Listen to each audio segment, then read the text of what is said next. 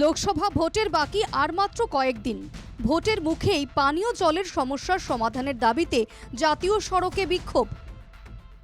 সোমবার সকাল থেকেই ত্রিপুরার ফটিকরায় বিধানসভা কেন্দ্রের ডেমডুমে সড়ক অবরোধে উত্তাল হয়ে ওঠে পরিস্থিতি।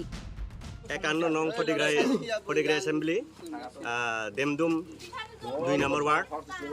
আমরা অনেক দিন ধরে আমরা জলের কোনো সুবিধা নাই। জলের জন্য আমরা অনেক কমপ্লেন করেছি, অফিসে একটা লিখিতভাবে দিছি, তারা অফিসার এরা কোনো সাড়া দেয়নি। তার জন্য আমরা বাধ্যতামূলক এই রাস্তা অবরোধ করতে হয়েছে। ন্যাশনাল হাইওয়ে আমরা বাধ্যতামূলক অবরোধ করতে বাধ্যতা হয়েছে। ত্রিপুরার 59 জেলার ফটিকরায়ের ডেমডুম এডিসি ভিলেজে জলের অভাব ভয়াবহ হয়ে উঠেছে। পানীয় জলের দাবিতে জাতীয় সড়কে অবরোধের জেরে স্তব্ধ হয়ে পড়ে যান চলাচল। এলাকার রমন চৌধুরী স্কুল টিলা গ্রামে প্রায় 35টি পরিবারের বসবাস।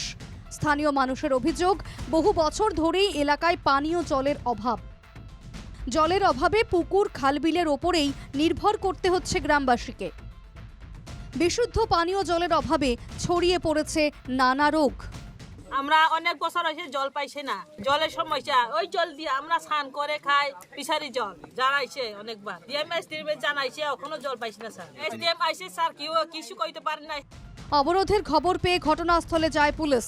ছুটে যান পানীয় জল ও স্বাস্থ্য দফতরের কর্তারাও। আন্দোলনকারীদের সঙ্গে কথা বলেন তাঁরা। সরকারি কর্তাদের আশ্বাস পেয়ে তুলে নেওয়া হয় অবরোধ। কুমারঘাট থেকে জনি ভট্টাচার্যের রিপোর্ট, NKTV বাংলা।